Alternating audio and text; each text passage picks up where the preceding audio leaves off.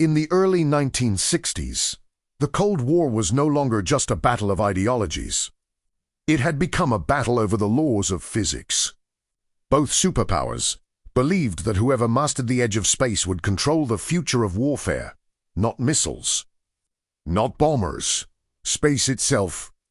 And for a brief, dangerous moment, Soviet intelligence became convinced that the United States had already crossed that line. They believed America had built something far more dangerous than a bomber. They believed the United States had a reusable space weapon. The aircraft that triggered this fear was not announced to the world as a weapon. It carried no bombs, no missiles, no cameras aimed at Soviet cities. Officially, it was described as a research aircraft, an experimental platform designed to gather data. But on Soviet radar screens, it looked like something else entirely. Its name was the X-15. To understand why the X-15 terrified Soviet generals, you need to understand how the Soviets viewed the sky in 1960. Soviet air defense doctrine was built on clear categories. Aircraft fit into neat boxes.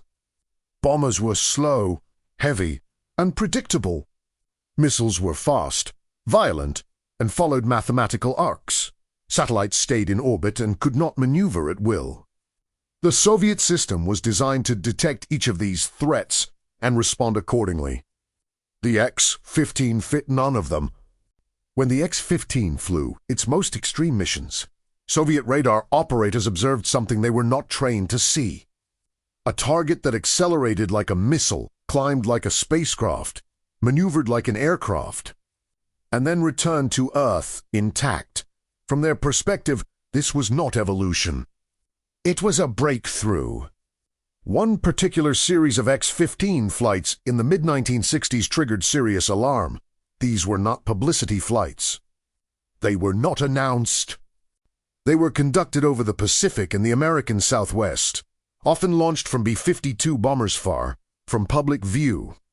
To Soviet analysts, it looked like an American bomber launching a smaller vehicle that climbed beyond the reach of interceptors, disappeared into near space, changed course, and then descended at hypersonic speed.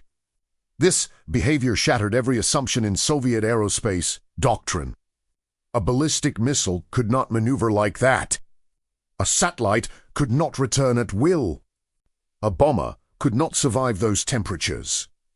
But the X-15 did all three. Inside Soviet intelligence, a terrifying hypothesis began to form. What if the Americans were testing a space bomber? The concept was not science fiction. Both sides had studied it. A vehicle that could skip along the upper atmosphere, approach from unexpected angles, release a payload, and then land safely would render early warning systems useless. No silo, no countdown. Learning. From Moscow's perspective, the X-15 looked uncomfortably close to that idea. Soviet engineers began analyzing intercepted telemetry and radar signatures. They calculated speeds above Mach 6, altitudes exceeding 300,000 feet, temperatures that would melt conventional aluminum aircraft structures. Their own materials could not survive that environment. Their pilots could not endure those forces. Their engines could not function at those altitudes, which led to a dangerous conclusion. If the Americans could do this, and the Soviets could not, then the Americans were no longer bound by the same limits. Fear in the Cold War was rarely about what your enemy had. It was about what they might already be capable of. Inside the Kremlin, the concern was not that the X-15 was carrying weapons, but that it could. And in strategic thinking, capability always matters more than intent. What the Soviets did not know was that the X-15 was pushing its pilots and engineers to the edge of failure on nearly every flight. The aircraft was not sleek or forgiving. It was a blackened, scorched machine that flew closer to destruction than safety. Every mission was an experiment in survival. Pilots wore full-pressure suits because cockpit failure at altitude would be instantly fatal.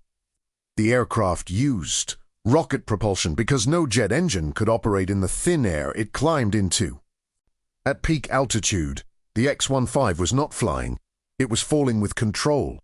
Reaction control thrusters, borrowed from spacecraft design, allowed pilots to steer when aerodynamic surfaces became useless. These details mattered enormously. Because to Soviet analysts, reaction control thrusters meant one thing: spaceflight. And a vehicle that flies in space and returns intact is, by definition, reusable. That single word, reusable, changed everything. A reusable vehicle could be flown repeatedly. It could be trained with, modified, weaponized. The X-15 was never weaponized, but the Soviets had no way of knowing that. The fear reached its peak during flights that combined extreme altitude with extreme speed. On radar, the X-15 appeared to vanish, then reappear, then change velocity in ways no ballistic object could. Some Soviet reports described it as a controlled orbital profile, even though the X-15 never truly entered orbit. Others referred to it as an aerospace strike platform. The language itself reveals the fear. This was not curiosity, this was panic. As a result, Soviet leadership demanded a counter. If the Americans were operating near-space aircraft, the Soviet Union needed an interceptor that could reach them.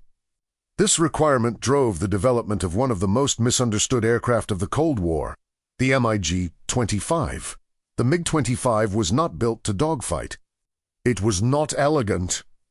It was a blunt instrument designed to climb fast, fly high, and intercept targets that were believed to be operating at extreme altitudes and speeds. Its design reflected Soviet assumptions about the X-15 and related American projects. Ironically, the MiG-25 was built to counter a threat that did not exist. The X-15 was not a bomber, it was a classroom. Every flight filled notebooks with data that would shape aerospace engineering for decades. Thermal protection systems, hypersonic shockwaves, human tolerance to G-forces, controlled re-entry profiles. The Americans were not rehearsing war.